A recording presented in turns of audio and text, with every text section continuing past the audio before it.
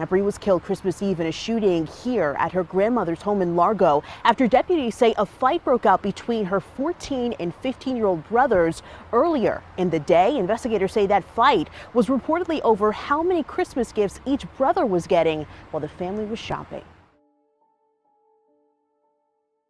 Hello and welcome back to another episode of To Catch a Criminal. We explore the most shocking and disturbing cases of homicides, violence, and justice. Today, I want to talk about a tragic event that took place in Largo, Florida on Christmas Eve. The incident in question is a homicide involving a 23-year-old named AbrielleBaldwin, known affectionately as Bree. She was a mother to two boys, a 6-year-old and an 11-month-old. Please note that I am a paralegal and not an attorney. While I can provide information on legal procedures and laws, I am not qualified to offer legal advice. This video is intended for educational and entertainment purposes only. On the day of the incident, Abrielle, along with her two sons, her younger brothers DeMarcus and Darcus, and their mother, Joyce Birch, set out for a Christmas shopping trip at a local store in Florida. A family dispute broke out during the shopping trip when Darcus felt that his mother was showing favoritism towards DeMarcus by giving him more gifts. After the dispute, the family departed from the store and headed to their grandmother's home. The visit was planned as the grandmother was supposed to take care of Bree's children while she was at her job at an assisted living facility. Upon arriving at the grandmother's residence around 1:45 p.m., Darcus entered the house and joined his grandmother in the kitchen. DeMarcus, still holding a grudge from the earlier disagreement at the store, positioned himself in the doorway. Overwhelmed by anger, he pulled out his firearm and threatened to fire it at Darcus's head. DeMarcus then tried to provoke Darcus into a physical fight, but Darcus refused and asked him to leave the house. An uncle who was present in the house stepped in, separating the two by escorting DeMarcus out of the house and into the driveway. Once outside, DeMarcus vacated the doorway, while Darcus stayed inside the house, in the kitchen. DeMarcus, standing by a parked vehicle in the driveway, was approached by Abrielle, who was holding her 10-month-old baby in a carrier. She urged DeMarcus to let go of his anger, reminding him that it was Christmas. However, DeMarcus responded with derogatory language and threats to discharge his firearm at both Abrielle and her baby. He then moved towards Abrielle and discharged his firearm at her chest, causing her to fall. Thankfully, the baby was unharmed, securely strapped in the carrier. On Christmas Eve, while at her grandmother's home on 22nd Avenue in Largo, she'd had enough of her brothers bickering. DeMarcus and Darcus began pulling guns on one another. Abrielle told DeMarcus, quote, "You all need to leave that stuff alone. Why are you trying to start it? It's Christmas." They both had been fighting over Christmas presents, with the 15-year-old Darcus jealous that their mom had spent more on gifts for 14-year-old DeMarcus. After Abrielle stepped in, DeMarcus pulled a gun and fired, killing her and sending her son and his nephew, an 11-month-old, falling to the ground. Then, Darcus pulled his own gun and shot DeMarcus, leaving him badly injured. Alerted by the loud sound, Darcus emerged from the house, his firearm in hand. He confronted DeMarcus, accusing him of firing his weapon at their sister, and retaliated by shooting DeMarcus in the stomach.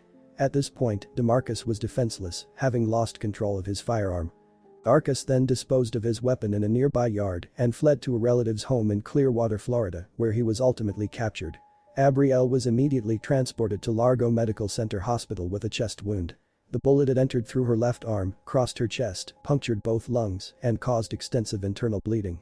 Despite the medical team's best efforts, she succumbed to her injuries and passed away at the hospital. Her ability to breathe was compromised due to the damage to her lungs. Following the incident, DeMarcus had undergone surgery and was hospitalized. He had maintained a stable condition and remained under the custody of the hospital. Upon his discharge, he was relocated to the Florida Department of Juvenile Justice. The state attorney's office is in the process of reviewing the case and will make a decision on whether to prosecute DeMarcus as an adult for the first-degree murder of his sister. Darcus, after fleeing the scene, reached out to his mother and was subsequently admitted to a mental health facility due to statements indicating self-harm, according to the police report. Upon his release, he will face charges of attempted first-degree murder and tampering with evidence and will be transported to the Juvenile Assessment Center. The firearm that DeMarcus used in the tragic event involving his sister was found at the scene.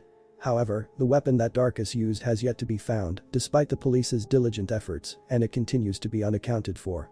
Before the tragic event, DeMarcus had recently posted a photo on Snapchat in which he was seen aiming the firearm, the same one used in the unfortunate incident involving his sister, towards the camera. From extensive interviews with relatives and acquaintances, it emerged that DeMarcus and Darcus frequently carried firearms. The brothers rationalized their possession of firearms as a response to the recent surge in criminal activities in the Ridgecrest Baskins neighborhood. Earlier this year, in May, both brothers found themselves under arrest for their involvement in multiple car burglaries. DeMarcus has a record of criminal activities that started when he was just 12 years old, with offenses that include possession of a firearm as a minor, grand auto theft, car burglaries, loitering and prowling, disorderly conduct, battery on a school employee, and battery on a law enforcement officer. DeMarcus was taken into custody in May for his role in a series of car burglaries, many of which are still under investigation. On the evening of December 26, 2023, a serene vigil took place as loved ones gathered at a home not far from the heartbreaking location where AbrielleBaldwin's life was tragically cut short. As a tribute, they lit candles next to photographs of Baldwin and her two little ones. This family is going through an extremely tough time right now after losing a 23-year-old mom of two just a day before Christmas. Hours ago, they honored her life about a mile from here with a candlelight vigil. That's where I spoke to her mom off camera. She tells me that she was there when the shooting happened and is just trying to process all of this. But tonight, this family wants AbrielleBaldwin to know that she is loved and her kids are taken care of. The pain is unbearable. Candles illuminate photos of 23-year-old AbrielleBaldwin and her two babies. They're now left without a mom. Ariana Birch, Baldwin's younger sister, bent down to view the images of her sister and nephews. She is deeply missed, she expressed. I'm unsure of how to carry on without her.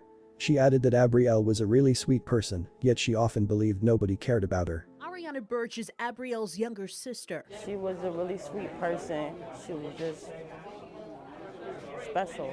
The 21-year-old comforted by the love Bree's family and friends are showing tonight, but she's heartbroken. She didn't know people cared about her. She thought nobody didn't care about her.